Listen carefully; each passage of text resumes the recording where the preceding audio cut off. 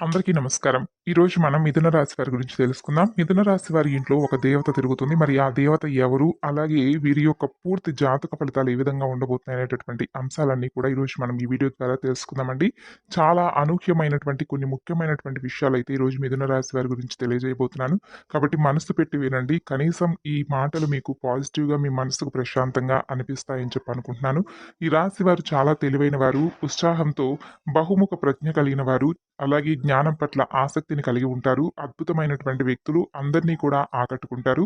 అలాగే ఎప్పుడూ కూడా ఉల్లాసంగా ఉంటారండి. స్వతంత్ర ఆలోచనలు కలిగి ఉంటారు. ఇక వీరి లక్షణాలు కమ్యూనికేషన్, అనుకూలత, అలాగే మానసిక ఉత్సాహం మరింత ఎక్కువగా రెట్టింపవడానికి మీరు చేయవలసినటువంటి పనులు వీటి గురించి కూడా తెలుసుకోండి. అంతేకాకుండా మీ ఇంట్లో మీకు తెలియకుండా ఉన్నటువంటి దైవశక్తి ఎవరు? ఆ దైవశక్తిని మీరు ఏ విధంగా పూజించుకోవాలి? ఇటువంటి ముఖ్యమైనటువంటి అంశాలన్నీ కూడా ఈరోజు మనం క్లియర్‌గా అయితే ఈ వీడియోలో చెప్పబోతున్నాం. కాబట్టి మనసు పెట్టి వినండి. ఇక కొత్త విషయాలు నేర్చుకోవాలనేటటువంటి తపన మీకు ఎక్కువగా ఉంటుంది. అద్భుతమైనటువంటి మాటలతో అందరినీ కూడా ఆకట్టుకుంటూ ఉంటారు. అలాగే సర్వుల అభిప్రాయాలను అంగీకరించేటటువంటి స్వభావంతో ఉంటారు. దయతో ఉంటారు. మానవతా దృక్పథంతో ఎప్పుడూ కూడా ముందు ఆలోచన చేస్తూ ఉంటారు. కొన్నిసార్లు చంచలమైనటువంటి స్వభావం కారణంగా సంబంధాల్లో సమస్యలు కూడా ఎదుర్కొంటారు. ఇక మీకు అదృష్టపు సంఖ్య వచ్చేసి 5, 14, 23, 32, 41, 50, 59, 68 అదృష్టపు సంఖ్యలు. ఇక మీకేంటంటే జీవితాన్ని అనుభవించడానికి చాలా ఎక్కువగా మానసికంగా, ఆధ్యాత్మికంగా, ఆరోగ్యంగా ఉంటున్నప్పటికీ కూడా మీ మనసనేది ఎప్పుడూ కూడా రకరకాల ఆలోచనలకు గురవుతూ వస్తుంది. దానికి కారణం ఏమిటి? అలాగే మీరు చేసుకోవాల్సినటువంటి చిన్నపాటి పరిహారాలు వీటి గురించి కూడా తెలుసుకుందాం. ముందుగా మీకు చాలా అవకాశాలనేవి ముందు ముందు రోజుల్లో రాబోతున్నాయి. అంతేకాకుండా మీ జీవితంలో కొత్త అధ్యాయాన్ని మీరు అతి త్వరలోనే మొదలుపెట్టబోతున్నారు. ఇక మీ జీవితంలో ఇప్పటి వరకు విననటువంటి శుభవార్తలు కూడా వింటారు. రాశివారు ఏంటంటేనండి స్థిరత్వంగా ఉండడం, ఆనందంగా ఉండడం, వాత్సల్యం కలిగి ఉండడం, దృఢత్వం కలిగి ఉండడం, అచంచలమైనటువంటి విశ్వాసాన్ని కలిగి ఉండడం ఈ రాశి వారికి మూల సూత్రాలు. ఇక ఈ రాశి వారు మంచి ఆకర్షణీయమైనటువంటి రూపాన్ని కలిగి ఉంటారు. చూడడానికి చాలా అంటే చాలా అందంగా ఉండడమే కాకుండా వీరి మనసు కూడా చాలా అందంగా ఉంటుంది. ఇతరులు చూడగానే వీరి కష్టాలను ఏంటంటే వీరితో పంచుకుంటారు. అలాగే మిత్రతత్వాన్ని వీరు ఎక్కువగా కోరుకుంటారు. ప్రతి విషయాన్ని చాకచక్యంగా ఆలోచించి తెలివిగా నిర్ణయాలు తీసుకుంటారు. ఇక ఈ రాశి వారు చాలా ప్రశాంతంగా సౌమ్యమైనటువంటి స్వభావాన్ని కలిగి ఉంటారు. అలాగే ఈ రాశి వ్యక్తులకు తమ శక్తి సామర్థ్యాలు ఏంటనేది బాగా తెలుసు. అలాగే వీరు తాము చేయాలనుకున్నటువంటి పని విషయంలో కృత నిశ్చయంతో ఉంటారు. కఠినమైనటువంటి నిర్ణయాలను తీసుకోవడానికి ఏ మాత్రం కూడా వెనకాడరు. ఇక ఈ రాశివారు క్రమశిక్షణను ఎక్కువగా ఇష్టపడతారు. ఏ విషయంలో కూడా నిర్లక్ష్యంగా అస్సలు ఉండరు. అలాగే వీరు ప్రతి పనిని కూడా హృదయపూర్వకంగా చేస్తారు. ఎవరికైనా సహాయం చేయాల్సి వస్తే కనుక ముందే ఉంటారు. అలాగే దయ, దానగుణం, క్షమాగుణం కలిగి ఉంటారు. ఎవరినైనా కానీ వీరిని విశ్వసిస్తే మంచి ఫలితాలనేవి పొందవచ్చండి. అంటే వీరి మీద ఏర్పడేటటువంటి నమ్మకాన్ని వీరు ఎక్కడా కూడా వమ్ము చేసుకోరనమాట. తమకు నచ్చిన వారు అపరాధం చేసినప్పటికీ కూడా క్షమించేటటువంటి గుణంతో ఉంటారు. ఇక వీరి యొక్క అభిప్రాయాన్ని మార్చేందుకు ఎవ్వరికీ కూడా సాధ్యం కాదు. అలాగే వీరి మాట తీరు చాలా మృదువుగా, మంచి స్వభావాన్ని కలిగి ఉంటుంది. ఇతరులతో కలిసి తమ పనిని పూర్తి చేసుకోగలిగినటువంటి సామర్థ్యాన్ని కలిగి ఉంటారు.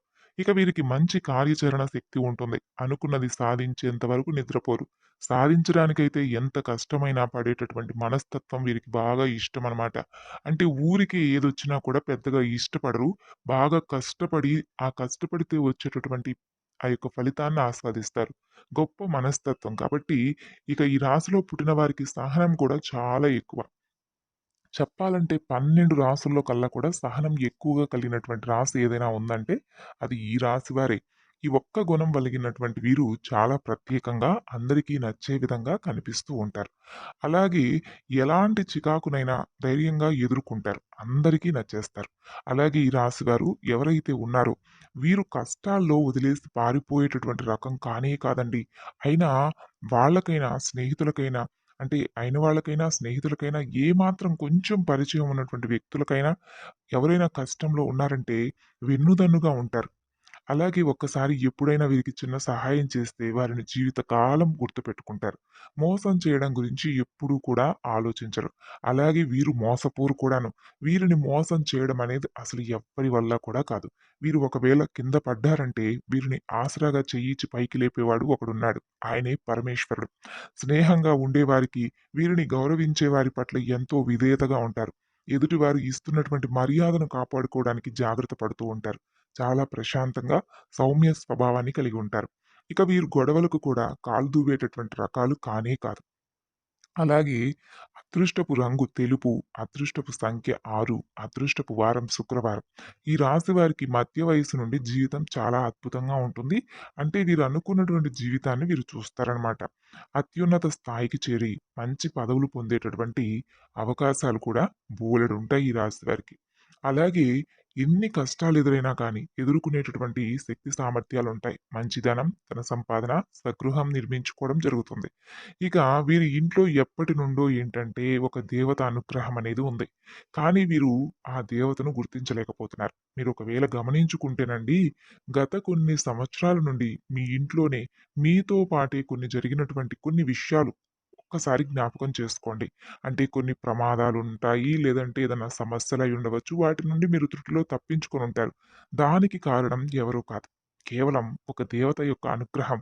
మీకు ఆ కరుణ ఎక్కువగా లభిస్తూ వస్తుంది. ఎందుకంటే ఆ దేవత ఎప్పుడూ కూడా మిమ్మల్ని కాపాడుతూ వస్తుంది. కొన్ని పనులేంటంటే మిమ్మల్ని కంప్లీట్‌గా ఇబ్బందులకు గురి చేసే సమయంలో కూడా మీరు త్రుటిలో తప్పించుకుంటూ ఉంటున్నారు. ప్రమాదాల నుండి కూడా మీరు చిన్న చిన్న దెబ్బలతో బయటపడుతూ ఉంటారు. ఇవన్నీ ఏంటంటే ఒక దేవత మనల్ని ఎల్లప్పుడూ కూడా సంరక్షిస్తూ వస్తుంది అని చెప్పి మనం అర్థం చేసుకోవాలి. అలాగే అసలు ఆ దేవత మన నుండి ఏం కోరుకుంటుంది? అలాగే మీరసలు ఆ దేవతని ఎలా గుర్తించాలి? ఇవన్నీ కూడా ఈరోజు మనం ఈ వీడియోలో పాయింట్ టు పాయింట్ తెలుసుకుందాం. ఎప్పుడూ కూడా ప్రతి ఒక్క మనిషికి ఒక కులదైవం అనేది ఉంటుంది.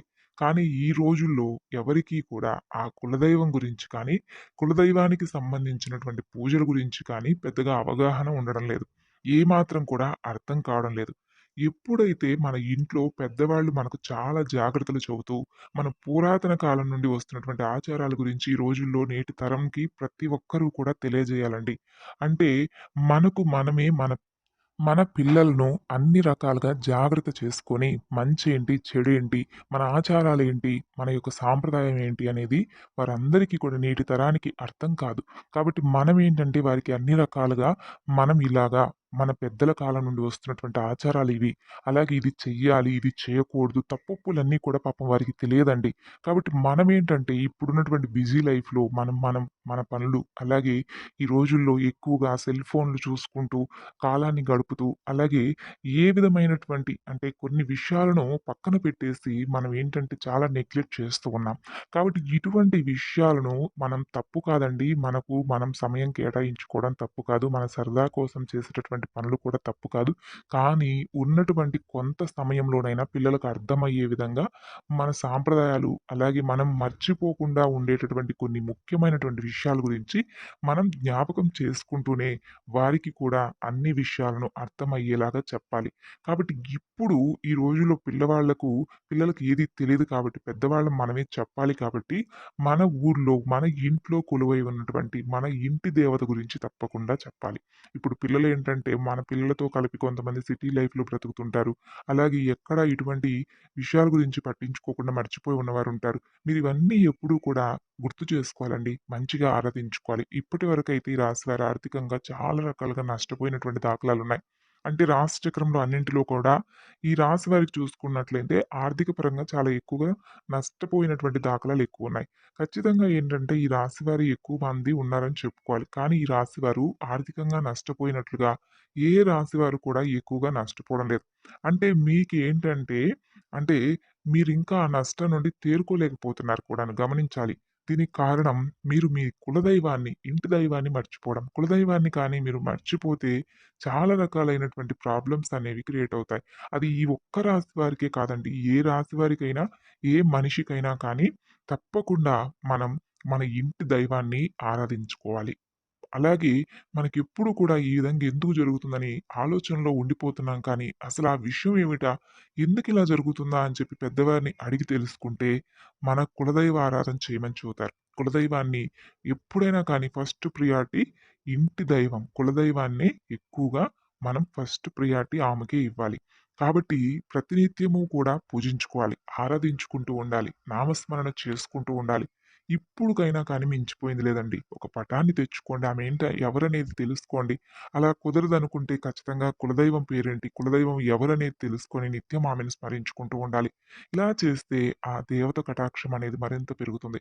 అలాగే మీరిక్కడ చేయాల్సినటువంటి మరొక పని ఖచ్చితంగా కులదైవం గురించి తెలుసుకొని, ఒక మంచి రోజు చూసుకొని, మీ పెద్దవాళ్ళతో చక్కగా మాట్లాడుకొని, తెలుసుకొని, ఆ కులదైవాన్ని ఇంట్లో ప్రతిష్ఠించుకోండండి. చాలా చాలా మంచిది. మీకు ఏర్పడేటటువంటి సమస్యలు కూడా తగ్గిపోతాయి. మీరు ఎంత పెద్ద సిటీస్‌లో ఉన్నా కూడా దైవం ముందు అవి ఏమీ కూడా పనికిరావు కదా! మనకి ఏది కూడా దైవానుగ్రహం లేనిదే మనం ఏమీ చేయలేం. కాబట్టి ఖచ్చితంగా ఈ రాశివారు ఆ దైవానికి సంబంధించినటువంటి ఎటువంటి పనైనా కానీ నెగ్లిజెన్స్ చేయడం అనేది అస్సలు మంచిదనేది కానే కాదు. కాబట్టి ఆమె ఎవరు, ఏంటనే విషయాన్ని క్లియర్‌గా తెలుసుకోండి. మీ కులదైవం గురించి పెద్దవాళ్ళని అడిగి ఖచ్చితంగా తెలుసుకొని, కులదైవాన్ని మీరు ఏ విధంగా ఆరాధించుకోవాలి, ఏ విధంగా పూజ చేసుకోవాలో తెలుసుకొని ఇంట్లో స్థాపించుకోండి. అలాగే మీ యొక్క కులదైవం పేరేంటనేది కూడా తప్పకుండా మీరైతే కామెంట్ రూపంలో మాత్రం మర్చిపోకుండా తెలియజేయండి. ఇప్పుడు అందరికీ కూడా ఒక్కొక్కరికి ఒక్కొక్క ఇంటికి సంబంధించినటువంటి దేవత ఉంటుందండి. ఎవరి కులదైవం ఎవరనేది ఎవరు కూడా చెప్పలేరు. కేవలం మీ పెద్దవాళ్ళు, మీ ఇంట్లో వాళ్ళు మీ కులానికి సంబంధించినటువంటి పెద్దవాళ్ళు మాత్రమే చెప్పగలరు. అలాగే మీ యొక్క అంటే ఆహ్, ఈ యొక్క గోత్రనామాలకు సంబంధించిన విషయాలన్నీ కూడా చెప్పినట్లయితే, మీకు తెలిసినటువంటి ఎవరైనా జ్యోతిష్య నిపుణులు కూడా చెప్పడానికి అవకాశం ఉంటుంది. కాబట్టి తెలియనటువంటి వారు ఇటువంటి విషయాలను తెలుసుకోండి. ఎప్పుడు చూసినా కూడా మీరు ఎంతో శ్రమ పడుతూ ఉంటున్నారు. అలాగే ఒక పనిని ఎంతో శ్రద్ధగా చేస్తూ ఉంటారు. కానీ లాస్ట్ మొమెంట్‌లో అది విఫలమవుతూ ఉంది. దానికి కారణం ఓపెన్‌గా ఉండడం. ఎప్పుడూ కూడా ఏ పనైతే మీరు చేయాలనుకుంటున్నారో, ఆ పనిని ముందుగానే ఓపెన్ అయిపోయి అందరికీ చెప్పేసుకోవడం. మేము పలానా పని చేయాలనుకుంటున్నాము. ఆ పని అందులో అంతకుముందు బాగా ఉంది. ఇప్పుడు ఆపేసాం. మళ్ళా స్టార్ట్ చేయబోతున్నాం. అందులో మంచిగా అంటే ఆర్థిక పరంగా బాగా ఉంటుంది. ఇటువంటి విషయాలన్నీ కూడా పక్కవారికి షేర్ చేసుకోవడం అనవసరం అండి. ఎందుకంటే మీరు ఎవరికీ చెప్పకుండా శ్రద్ధతో చేయండి. ఎంతో కష్టపడి మీరు పని చేసేవారు. అలాగే మీ మీద నమ్మకం పెట్టుకోండి. ఇంట్లో వాళ్ళకి అప్పజెప్పండి. దైవం మీద నమ్మకం పెట్టుకొని పనిని స్టార్ట్ చేయండి. ఆ పని చేసిన తరువాత అప్పుడు మీకేదైనా సక్సెస్ వస్తే మేమిలా చేసాము. మాకొక రూపాయి మిగిలాయని చెప్పి చూసుకోండి. మీకే తెలుస్తుంది. ఎటువంటి ఆటంకాలు లేకుండా ఎంత చక్కగా ఆ పననేది పూర్తయిందనేది. ఇక ఈ రాశివారు ఖచ్చితంగా మీరు పని చేస్తారు. టాలెంట్‌గా ఉంటారు. మీ పక్క నుండి అంటే మీకు పక్క నుంచి కానీ, వేరే వాళ్ళ నుండి కానీ పెద్దగా సపోర్ట్ కూడా మీకు దొరకదండి. మీకు మీరే శ్రమ చేసిన వారు. కానీ ఏంటంటే మీకు సపోర్ట్ అనేది దొరికితే మాత్రం మీరు అవకాశాన్ని అందుకుంటారు. కానీ మీకు ఆ సపోర్ట్ లేకపోవడం వల్ల మీరు ఎక్కువ శాతం ఫీల్ అవుతూ ఉంటారు. అయితే ఇక మీదట మీరు బాధపడవలసినటువంటి అవసరం కూడా లేదు. మీ గ్రహాల్లో ఇప్పుడు మీకు చాలా గ్రహస్థితి అనేది కూడా అనుకూలంగా మారబోతుంది. అంతేకాకుండా చాలా రకాల మంచి ఫలితాలు మీరు పొందబోతున్నారు. అలాగే మీరు పడినటువంటి కష్టానికి తగిన విధంగా ఫలితం అనేది మీకు త్వరలోనే దొరకబోతుంది. ఇప్పటివరకు మీరు చేసినటువంటి మంచి పనులు, అలాగే మీ పూజలకు మేమెన్ని పూజలు చేశాం, మా పూజలకు సమాధానం లేదు, మేమెన్ని వ్రతాలు చేశాము, భగవంతుడు మమ్మల్ని పరీక్షిస్తూనే వస్తున్నాడు అని చెప్పి అనుకోనవసరం లేదు. ఎందుకంటే ఇక్కడ నుండి మీ కర్మఫలాలు ఏవైతే మంచిగా మీరు చేసినవి ఉన్నాయో, అవన్నీ కూడా మీకు తిరిగి రిటర్న్ గిఫ్ట్ ఇచ్చేలాగా భగవంతుడు చేస్తున్నాడు. మీరొకటి గమనిస్తేనండి ఈ రాశి వారికి శివానుగ్రహం అనేది చాలా ఎక్కువగా ఉంటుంది. మీరు ఎన్ని సార్లు కష్ట నష్టాలు అనుభవించినప్పటికీ కూడా చేయూతను అందించి మరి చెయ్యి పట్టుకొని మరి పైకి లేపుతూనే ఉంటాడు పరమేశ్వరుడు. నేనున్నాను. నేను మీకు ఒక రక్షణ కవచంలాగా ఉంటున్నాను. మీరు నన్ను గుర్తించండి. అలాగే కులదైవాన్ని ఆరాధించండి. అలాగే నా నామస్మరణ చెయ్యండి. మంచి పనులు మీరు ఎలాగో చేస్తారు. మంచి కర్మలు చేస్తారు. మీకు తగిన విధంగా నేను అన్ని రకాలుగా కూడా మీకు సపోర్ట్ అనేది ఇస్తున్నప్పటికీ మీరు ఎందుకు తెలుసుకోలేకపోతున్నారని చెప్పేసి భగవంతుడు మీకొక మంచి అవకాశాన్ని ఇవ్వబోతున్నాడు. కాబట్టి ఇలాంటి అవకాశాలను మనం అందిపుచ్చుకొని, మనకేదైనా ఒక విషయం తెలిసినప్పుడు దాని గురించి ఒకటికి 2 సార్లు అర్థం చేసుకొని, పదే పదే ఇటువంటి సందేశాలను మేము ఎందుకు వినాలని చెప్పి భగవంతుడు సంకల్పించుకున్నాడో, ఈరోజు మేము ఈ మాటలు వింటున్నాము. ఒకరి ద్వారా మాకు ఇటువంటి ఈ రకాలైనటువంటి సూచనలు, ఈ రకమైనటువంటి మాటలు మేమెందుకు వింటున్నాము అనేది అదంతా కూడా భగవంతుడి సంకల్పమే అని చెప్పి నమ్మండండి. ఇవేమీ కూడా చెడ్డ మాటలు కాదు. అలాగే మభ్యపెట్టవలసినటువంటి అవసరమైనటువంటి మాటలు అంతకన్నా కూడా కాదు. ఇందులో చెప్పినటువంటి విషయాలేవి కూడా తప్పుడు మాటలు కూడా కాదు. మీకు అన్ని రకాలుగా కూడా పనికొస్తాయి. అంతేకాకుండా మీ మంచికి అలాగే మీకేదైనా కానీ బాధ కలిగినటువంటి సందర్భాలు ఇటువంటివి ఏవైనా ఉన్నా కూడా దూరం చేసుకోవడానికి ఇవి బాగా ఉపయోగపడేటటువంటి మాటలు కాబట్టి ఎక్కడా కూడా జాప్యం చేయకుండా చక్కగా దైవారాధన చేసుకోండి. మీ మనస్సును ప్రశాంతంగా ఉంచుకోండి. అన్ని రకాలైనటువంటి సమస్యల నుండి విముక్తి పొందేలాగా భగవంతుడు మీకు దారి చూపించాలని, మీ లైఫ్ అనేది సక్సెస్‌ఫుల్‌గా మరింత ఎక్కువగా రన్ అవ్వాలని, మీరు కన్న కలలన్నీ కూడా నిజమవ్వాలని భగవంతుని వేడుకుంటూ ధన్యవాదాలు.